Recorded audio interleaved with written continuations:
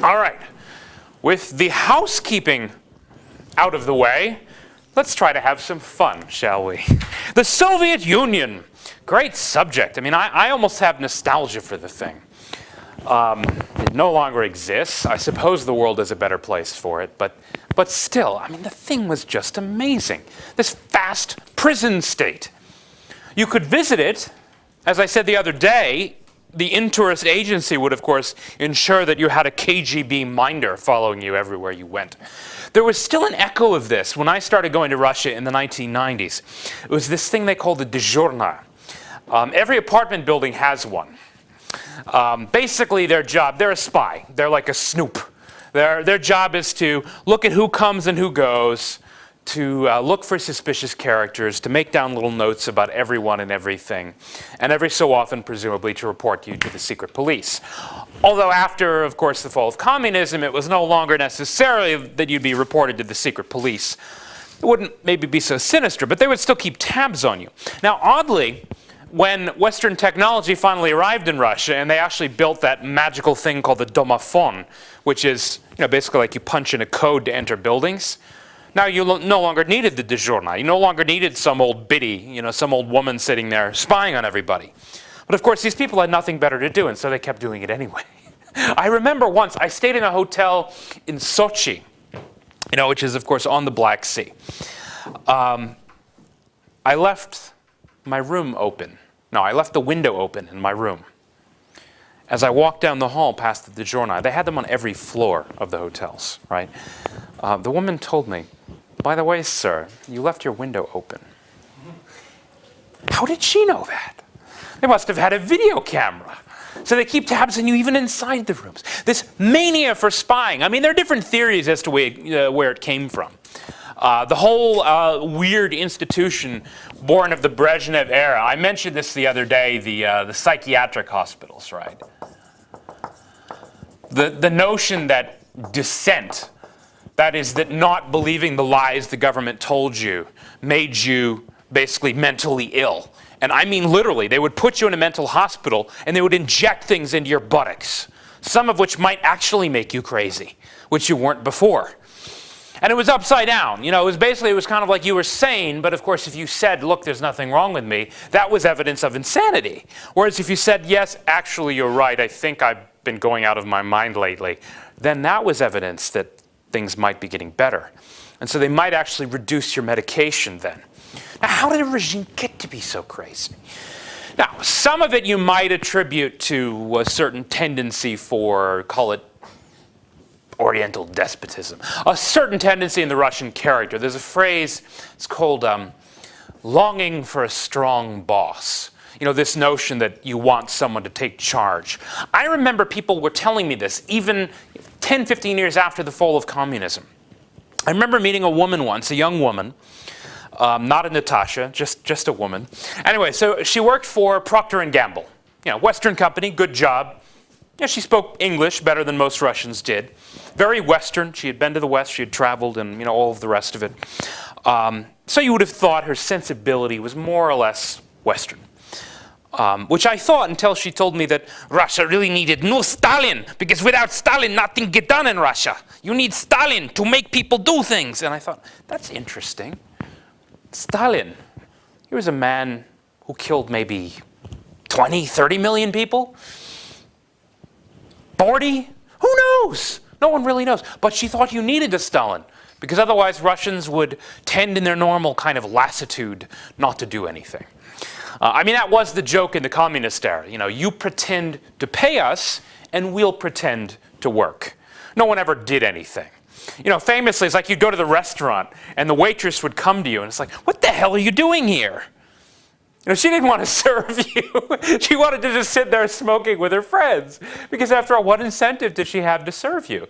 What incentive did the restaurant have to serve you? What incentive did anyone have to do anything? There's no profit motive. There was no private property. Money existed, but in a very strange way.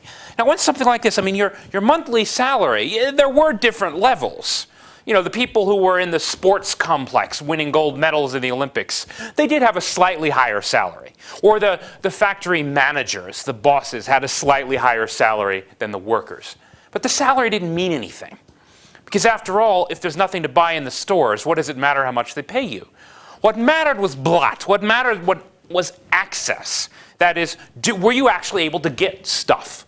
They had special stores for the government employees. They had special stores for foreigners. They had sort of like these sectors of the economy that actually worked. They were basically illegal. Black market, government graft. Because they had declared buying and selling illegal, naturally, private economic activity took on a criminal nature. This is why so many people were shocked at, the rise of the mafia in all of these states after the fall of communism. It was inevitable. You had outlawed private economic activity, therefore it was taken over by criminals. Now, this was true in an even larger sense when you look at things like the Gulag camps, the kind of slave labor camps, which they use to mine gold, for example, or uranium. You know uranium, the radioactive thing, right? They use people to mine it in open-air strip mines. Very, very few protective safeguards. That's what you use the Gulag prisoners for. You'd send them to cities like Norilsk, which is above the Arctic Circle, which is not only too cold to live in by ordinary humans, but which now, because of the nickel and palladium that they have been mining under primitive conditions with almost no safety measures for decades, it now has, acid rain about 60% of the time. And it has a population of over 100,000, a place that no one would choose to live. That's because, of course, they sent them there. They actually had internal permits. They called them the propusk. You were allowed to live here. You were allowed to work there. You were not allowed to move. This is one of the reasons why, you might have seen even in kind of like the odd movies about the Soviet bloc, it extended to Eastern Europe. You would get this odd phenomenon known as kind of like marriage hopping. You'd have all these fake marriages, which you would use to get a residence permit for another city. In Russia, your goal was to get to Moscow or Petersburg, which is where they actually had goods in the stores, some. They had a slightly higher standard of living and so on. Weirdly, in the Soviet Union, you didn't want to live in the countryside, which you did want to live in before they actually built communism, and the reason was because they used to actually grow stuff in the countryside, and now they didn't really do that anymore. I mean, they had collective farms that didn't produce a whole lot. So basically, if you wanted goods, you had to be in one of the cities, and so you would try to marry someone with, say, a residence permit for Moscow. Or in Eastern Europe, you would sort of hop. You'd go from one country to another until you got closer to the West. This is one of the reasons why such things as the Berlin Wall, of course, came into existence. There was an interesting argument once between Gorbachev and Reagan about this. It was shortly before Reagan made his famous, Mr. Gorbachev, tear down this wall speech, literally in front of the Berlin Wall. It was, I think, at Reykjavik. It might have been at Geneva, one of the summits, 85 or 86. And anyway, so Gorbachev was giving Reagan the usual communist propaganda about, America's a racist country, imperialist country, yada, yada, yada, yada. And, Reagan snapped back with this, well, we all have our flaws, but at least we don't keep our people living in a prison where they're not allowed to leave. And Gorbachev responded to this by saying, well, yes, but look at your problem on the Mexican border with illegal immigration. You're talking about building a fence there. And Reagan said, you're right. That's interesting. However, we're trying to build a fence to keep people out. You're building a fence to keep people in. It's rather a different phenomenon, isn't it? I mean, that, remember, was the claim when they built the Berlin Wall. It's because they didn't want all those West Germans to flood into East Germany. Yeah, right. 3 million people left East Germany in just 13 years between 1948 and 1961.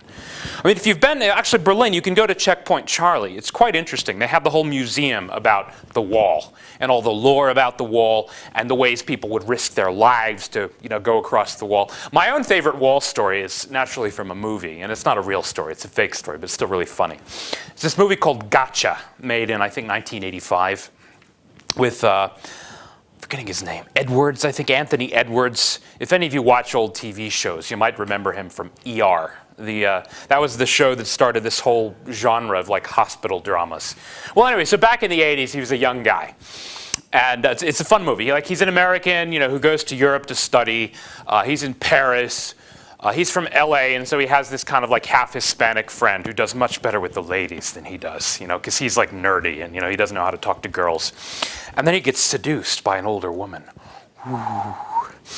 She is, of course, a spy. She seems to be from some indeterminate country in Eastern Europe. We learn by the end of the movie, not to give it away, she's actually working for the CIA. But anyway, so he thinks she's from, he doesn't even know where. He can't mark her accent. She has this husky voice, this older woman. Naturally, she invites him to go visit someone or other in East Berlin.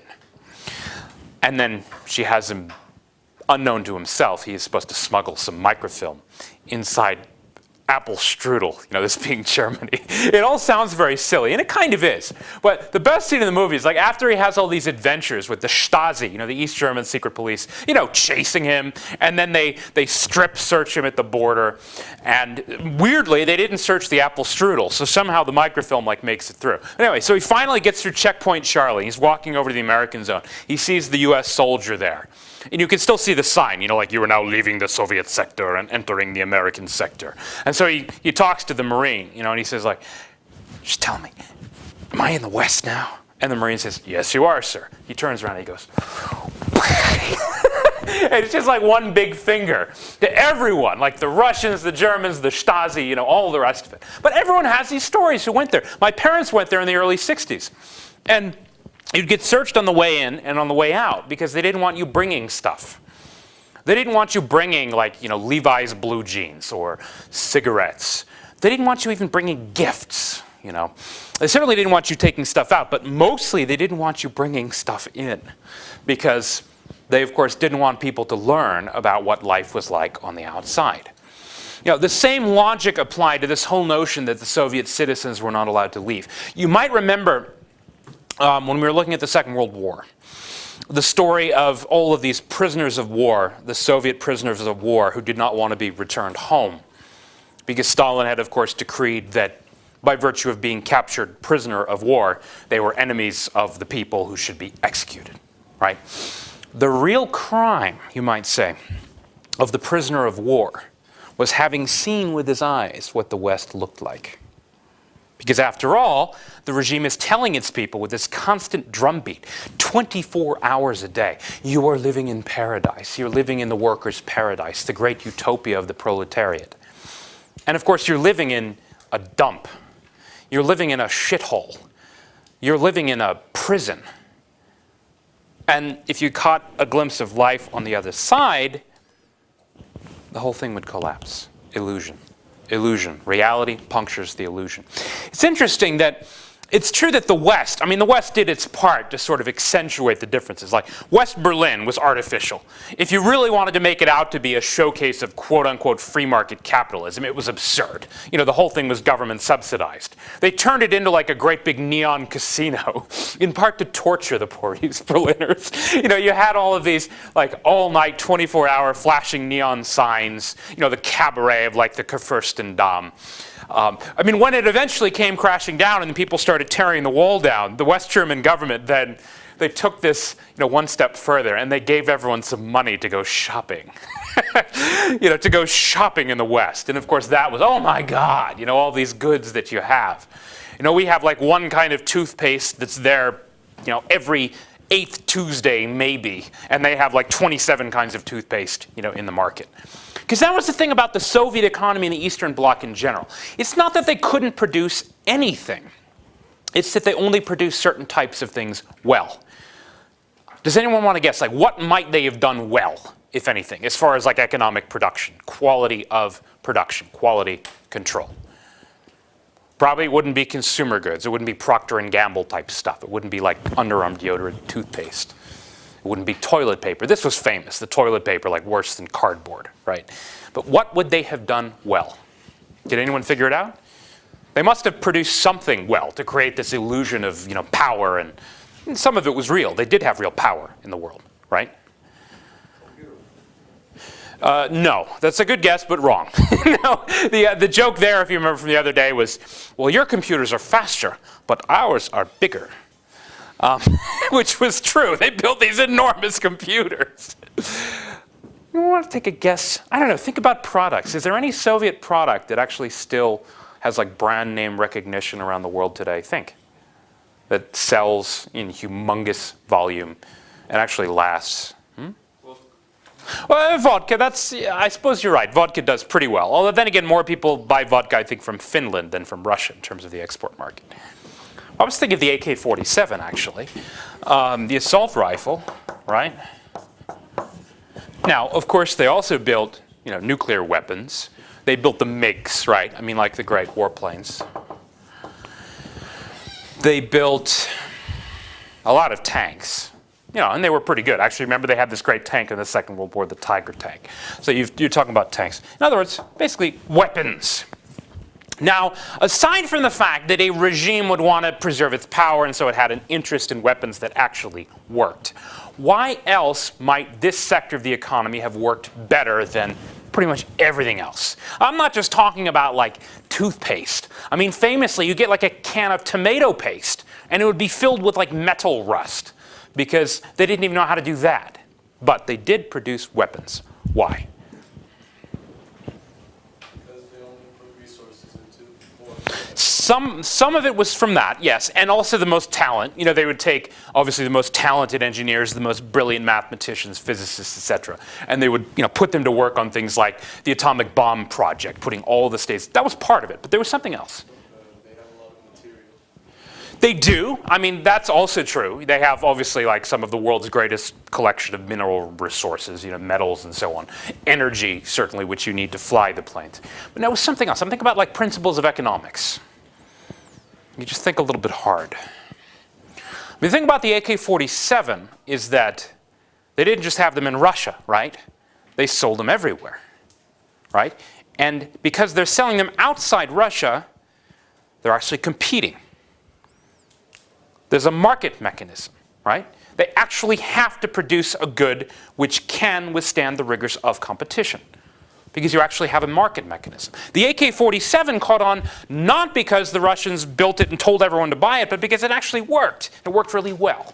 It also works if you put it underwater. Right. The AK-47 is famously durable. You can use in all kinds of weather conditions. It's very easy to use. It's not as accurate and powerful as some of the higher-end American rifles like the M5, but it's exceptionally durable. It's cheap and basically reliable. So it works. That's the thing, it works. Now, it's true that not all of the Soviet weapons technology was always up to par with the West. I mean, that's one of the things people would notice in things like the conflict in Iraq, either the first one or the second one. Saddam's Soviet-built anti-aircraft, technology against the Americans and so on. Sometimes the Americans were still building better stuff, but not always. The Soviets built a lot of really good stuff. In fact, the Soviets, of course, famously put a satellite into space before the Americans did. Sputnik, right? The Soviets, the kind of thing that was really expensive, like putting a man on the moon, which was frankly a little bit insane, which the Americans did, practically bankrupting themselves in the process. The Soviets, they couldn't do that. But like when it came to just really kind of cost-effective technology in the military sector, they did extremely well. Some of it is, I think there is a natural innate talent that a lot of Russians have, like cryptography, like the British have. The Russians, as far as like abstract advanced mathematics, they're very good at it. It's one of the reasons they're good at chess. So some of it is like a natural talent, but it also had to do with this market mechanism. They actually, unlike almost every other sector of the economy, because think about it this way. Let's say you're really bad at producing tomato paste. Nobody wants your tomato paste. Well, eventually someone would figure this out and they would bring it in from somewhere else at lower cost, right? It was a closed market. There were only a very few things which the government allowed into the country. Whenever they really desperately needed, they might make a big purchase of something like American, chicken or grain or something like that. But when it came to imports, yeah, they did eventually realize that some of the East Europeans, were slightly better at something. So there was a little bit of a market mechanism even inside the Soviet bloc. But basically, the generalization still applied. The reason their refrigerators didn't work was because there was no competition. Also because the whole thing was determined not by the consumer, that is, not by demand, but by the government. They told everyone what to produce and how much. Gosplan, it was called. You know, the umbrella of all the planning agencies. And what's so strange about it is that people used to think this was brilliant and that it must actually work. They have full employment in the Soviet Union, everyone said. Well, yeah, in some statistical sense, maybe yes, but full employment in the sense of people having real jobs, producing real things, no. Most people sat around the whole time drinking, or as they called it, the all-union smoke break between 10 a.m. and 11:30. You know, people who visited things like collective farms in the 1980s noticed that basically nothing got done after noon because everyone was drunk. You know, and that's pretty much what the Soviet Union was like. Every so often they would work really, really hard because they were supposed to fulfill these planned targets at the end of every month. And so this was called the Stormovshchina, like the storming. The last 3 or 4 days you do all the work you didn't do the first 26 days. And so basically everyone knew that you're supposed to, if you ever saw a good in the market, you're supposed to like turn it upside down and make sure it was not made during the last 5 days of the month, because it would inevitably be, you know, shoddy and might blow up on you for like a television. Basically it wouldn't work. Here's another one of those great jokes. I told you some of the Reagan jokes about communism, and you know, they're funny but they're wholesome. Here's a Soviet version of one. It's a little dirtier. Something like this. All of these plans, targets, 5-year plan, month plan, production targets, all of it, you know what it makes me think of? You see, I talk to my wife. You know, we say, honey, maybe tonight, maybe we make love 3 times. Tomorrow we aim for 4. On Saturday, big crescendo 7 times. Whereas both you and I know damn well we couldn't do it more than once. Anyway, this is a kind of humor that you had to you know, enliven your miserable existence. Although curiously, a kind of nostalgia eventually enveloped most of the communist world, you know, 15 years or so after the fall of communism. There was a famous movie made in Germany a couple of years ago called Goodbye Lenin. Any of you see this movie or, you know, heard of it? It's a great premise. You know, it's but the grandmother, I guess, loses consciousness right before the fall of the Berlin Wall, and she's very fragile. She recovers, but her doctor says, you know, she can't have any shocks or else, you know, her system will fall. So they have to pretend like communism still exists. And so, you know, they go all out and they produce these ridiculous propaganda broadcasts, like by, you know, video camcorder to pretend like you're still watching the state news channel. She wants only that one kind of pickles because that was the only kind of pickles that they sold. Whereas now there are like 20 kinds of pickles, but nobody wants that old communist crap. And so like they put all of like the fake labels on. And it's a nice movie. Like, it's a touching movie in a lot of ways. And it represented something real. I mean, to put it this way, if you look at it psychologically, yes, everyone lived in a prison. I mean, quite literally, you couldn't leave. You were in a prison. But the thing is, a certain personality type actually likes living in prison. Why? Well, you're not responsible for yourself. You don't make any decisions. People tell you what to do, and you do it. Maybe you don't really care about it, you just pretend to do it. It's kind of a nice life in a curious way. Yeah, there isn't a lot to eat or drink, but there's usually booze, you know, so you can at least have some vodka, which is cheap. Everything's cheap, even if it's crappy. Everyone else kind of lives like crap too. That's the idea, right? It's like everyone is, quote, equal in poverty. It wasn't entirely true. In the Brezhnev era, of course, you eventually got a whole class. They were called, you know, cadres or nomenclatura. The elites, the party bosses, the factory bosses. Essentially, if you were in the Communist Party, you know, you didn't rock the boat. You went to all the meetings. You listened to all the stupid speeches. You clapped. You know, yes, you would have privileges.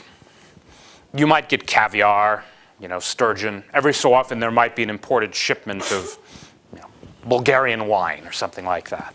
And yes, you had privileges. You shopped in the special stores. You maybe had a dacha or a villa somewhere. If you're at the top, it was one of the ways that Boris Yeltsin actually came to prominence. He went on a populist kind of run in the 1980s where he invited a television crew into his own home. And he walked around and he's like, look at this. I don't even know how many bathrooms I have. I lose count. Look, marble kitchen. I don't even need marble in my kitchen. So he was actually kind of exposing the corruption of the elites. No, but even so, you know, by the standards of what would come later, the standard of living was not that high, even for the nomenclatura. You know, they're still eating mostly Soviet bloc food. You know, caviar is nice, I guess. But, you know, other than that, they didn't have a whole lot of fancy stuff from the West. The quality of the produce was terrible.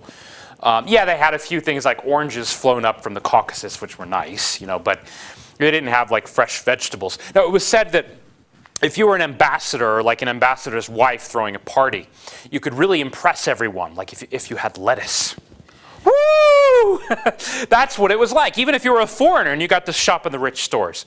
The whole country was, again, it was backwards, it was poor, it was in poverty. And I mean, the thing is, people knew this, particularly people who had been abroad. You know, Gorbachev, who famously said, yes, well, our satellites can reach Halley's Comet, but our refrigerators don't work. You know, and that was true. Things were also beginning to change on the foreign policy front. You know, just a brief review. We remember, I think we probably left off with the Cuban Missile Crisis, the high Khrushchev era. Going back even to the pre-Khrushchev era, the way of really, I think, explaining Soviet policy in the simplest terms is by summarizing what we call the Brezhnev Doctrine. Brezhnev being, of course, Leonid Brezhnev, famous for a number of reasons, most of which have to do with him being really dull and boring. The joke about him was that, what was it, that they should give him the Medal of the Anonymous Soldier because it was not clear whether he'd really been a soldier or not. But he had like 27 military medals on his chest. He was sort of harmless in a way, a figurehead in a way. But he did, or he or his advisors coined what they called the Brezhnev Doctrine, which was very simple. A country once communist must remain communist. You could say this is like the obverse, or the mirror image of the US containment doctrine, trying to keep communism from spreading. The Soviets wanted to make sure it wouldn't contract at all. And yeah, every so often they like to pick up a country here or there. I gave you a list last week of all the countries in these boom times of the late 70s that went communist for one reason or another. It all coincided, if you remember, with the shooting up of oil prices, the collapse of the dollar, which gave the Soviets a lot of money to slosh around kind of third world pits, bribing people to claim they were communist as Cold War propaganda triumphs.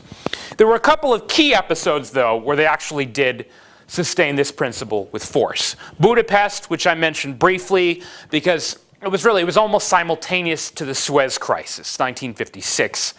And that was when the Soviets actually sent the tanks into Budapest, and there was serious fighting. I mean, several thousand casualties. The Soviets lost a couple hundred men. The Hungarians lost over 2,000. So it was a real bloodbath. And basically it was just, you will remain communist. You will not have any type of reform-minded government which does anything we don't like. You will not reach out to the West and try to become a part of the West. This Imre Nagy character, he wasn't really a Democrat, but he was kind of a reform-minded communist who made noises in the direction of opening up Hungary to the West. That was enough. They sent in the tanks. Sayonara. The Prague Spring was just kind of a rerun. It wasn't quite as bloody, in part because if you remember the reason Prague is so beautiful, it's because the Czechs always surrender. That's what the Poles like to say. That's why Warsaw is obliterated and Prague is a beautiful tourist paradise, because the Czechs always surrender. That said, I mean, there were real movements in the direction of opening up, a reform movement. There was famously Václav Havel, the great chain-smoking dissident playwright. He came to prominence a bit later. But anyway, there were real reformers. They wanted real openness. They were talking again about opening up to the West, etc., etc. The tanks roll in. The thing is crushed. One small difference. I'll look at this in a bit more detail in the second half of the lecture.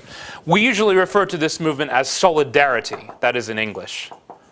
A pretty literal translation of the Slavic, Russian, or Polish Solidarność. It's the name basically of a labor union, except it's a bit more than just a labor union. The thing had 10 million members. It had a tinge of Catholicism because Poland, of course, was a deeply Christian, mostly Catholic country, almost exclusively Catholic country. It had a great leader, kind of an authentic working man from the shipyards of Gdansk, Lech Wałęsa. It's confusing. His name looks like Wałęsa. It's pronounced more like Wałęsa. And so anyway, he and this movement with the moral support of the Pope, elected in 1979, Karol Wojtyła, who took the name of John Paul II. He was actually Polish, and so this had a political tinge, electing a Polish Pope. He offered his moral support for the workers. Here's when the Soviets, you might say, blinked for the first time. They did not send in the tanks. In part because Reagan was now president, and the Reagan administration, advised by Richard Pipes, a famous historian of Polish descent, took a pretty hard line on the Soviets, basically saying, if you invade, there will be consequences, although leaving that a little bit vague. I think the real reason, though, is because the Soviet leadership, and Brezhnev by this point, he's like 80 years old, they already had a war on their hands in Afghanistan. And they realized if they invaded, they might have a huge partisan civil war on their hands. This movement, as I've said, had 10 million members and basically had the support of the entire country. And what they wanted was, it was like working rights stuff. I mean, these great ironies, right? A workers' movement against communism. It's not really ironical if you realize that, of course, communism depends on the state control of everything, including the workers. Workers who actually wanted things like bargaining rights. Obviously, they wanted more flexibility, and they didn't want the secret police hounding them. They wanted the same thing most ordinary people want. So instead, what they did is they had a Polish general, Jaruzelski, declare martial law. Essentially, the Polish army, which was, of course, communist, just took over the country. They arrested a few members of Solidarity, but they didn't want to provoke them unduly. And so, in a way, they didn't really kill off Solidarity. It actually kept percolating around, in the underground for another 10 years or so. Well, actually, just 8 years, I suppose, until they actually had elections in 1989, and Solidarity won a crushing victory. So its popularity was not dented. It's just everyone, I suppose, to avoid a bloodbath, more or less kind of went along with the situation. Even the Soviets, who did not send troops in. So you might say that was the first crack in the Brezhnev doctrine. Although Poland was not lost to communism in the Soviet bloc, it began inching ever so slowly towards the other camp, and the Soviets this time did not send tanks. They did have military personnel in the country, but they maintained a much lower profile in Poland than anywhere else, because anti-Russian sentiment in Poland was extreme. You may remember briefly this notion related to the Katyn forest massacre. Katyn, if you can't see it over on this side, K-A-T-Y-N, the Katyn forest massacre of about 15,000 Polish officers. The big issue was 1940 or 1941. We now know for sure, and the Soviets even admitted it, that it was the Red Army that murdered the 15,000 Polish officers. The Soviet claim in the Cold War, of course, was that no, it didn't happen in 1940 when we controlled eastern Poland. It happened in 1941 after Hitler invaded. In other words, they claimed that the Nazis did it. So for the Poles, this was a rallying cry. 1940, not 1941. Them was fighting words. So the Soviets had to be a little careful in Poland. They had to be careful. Their control over Eastern Europe was still in place, but it was, again, kind of under threat by the early 1980s. And if you just look at all of this stuff, by the early 1980s, part of the problem is there are just so many territories to defend. I mean, you could say in a way the Americans had the same problem, except the Americans are really just keeping countries, just allowing them to be more or less themselves. Whereas the whole thing with communism is that it's like a thing, it requires effort. It requires a secret police and surveillance, and all of that costs money. Money which usually the Soviets provided. For example, just Cuba alone, which was of course a hugely important country because of its strategic position near Miami, Florida, but also because, of course, of the use of Cuban auxiliaries, soldiers, mercenaries, basically, in helping the Soviets spread influence, particularly in Africa. I mean, the theory, it was very cynical, was that because they were darker skinned, they would be resented less than Russian soldiers. That was the main reason they used Cubans. Cuba alone was costing them $5 billion a year. Now, they could afford that when oil prices were up here, as they were in the late 1970s. But if you remember last week when we looked at what happened with the trough in oil prices in the mid-1980s, some of it having to do with the strong dollar policy of Reagan and Volcker at the Federal Reserve, some of it having to do with, of course, pressure on the Saudis to step up their reserve capacity. The Russians were really struggling by the 1980s. And then they have this succession of the living dead. I mean, I have this up here. Brezhnev, who was barely alive by the end. I mean, the joke was like he would go on television and he was like a puppet. They would try to keep him from drooling on himself. He was replaced, of course, by Andropov. I wrote here, enter Andropov, November 1982. Exit Andropov, October 1983. He lasted 11 months before he too died. They said when Gorbachev was actually first elected to the Politburo in 1980, he was 47 years old. This brought the average age of the membership down to 70. The rest of them were all old geezers, basically. Right, so Andropov, who used to be this vigorous, he was a KGB man, actually. And so some people expected he might have ruled with an iron thumb. But, basically he was like on, Centrum and other geriatric pills to keep him from croaking, and then he died 11 months later. And then there was Chernenko. And, the joke about Chernenko was the night of the living dead. No one was really sure if he was alive or not, because they never actually saw him. There were all these theories. I suppose a little bit like with, bin Laden, is he really dead? Chernenko, is he really alive? That was the joke. And he lasted until about 1985. So then you finally got what some people saw as almost like a desperate measure, allowing Gorbachev to take over. I mean, the man was only 52, which might sound old to you or me, but again, it's all relative. The previous guys were like 80, and they were senile. Gorbachev was 52, and by Soviet standards was kind of debonair. His wife had actually been abroad, and she actually wore jewelry, which was astonishing. The funny thing about his wife, Riza, was that once they finally exposed the inner workings of the Politburo a little bit to the public later in the 1980s, they held elections to something they called the Congress of People's Deputies. Elections, but of course still only the communists were allowed to run. But anyway, when they actually televised the proceedings, and Riza Gorbachev, his wife, was there. And all these people apparently called up their television stations to complain. And they all said, who elected Riza Gorbachev? Which I always thought was really funny, because it's like, who elected Gorbachev? Nobody elected either of them. He was just, put in power by, of course, the Politburo. Basically a poll of a couple of dozen top-ranking communists. Okay, let me just check the time quick, because I don't have my watch handy. 5 minutes, okay. So we'll try to set the scene for 1985 before we get to the dramatic kind of climax of the Cold War. Gorbachev is put in power. There are still different theories about this. The youth angle is obvious. You want a little bit more vigor and direction. You're a little bit worried maybe about the way things are going, in part because of Reagan and the arms buildup in America. I'll talk about that in the second half of the lecture. Some people think that Gorbachev was put in power in order to reform the Soviet Union in the direction of, again, kind of freeing up the labor market and so on. There's not much evidence of that. Certainly not in his behavior in 1985. In retrospect, of course, everyone in the West at least loved Gorbachev. Everyone in Russia hates him, I think for obvious reasons, because he destroyed the Soviet Union. Everyone in the West loved him, and they gave him lots of awards.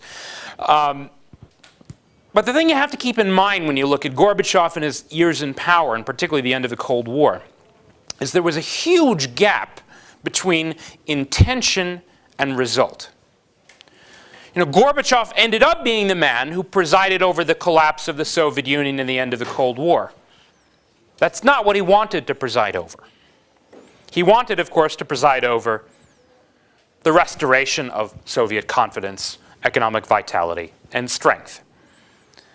The extent to which Gorbachev himself even understood what was happening is, I think, questionable. It seems like a good place to stop, though, and when we pick up, we're going to look at the last confrontation of the Cold War.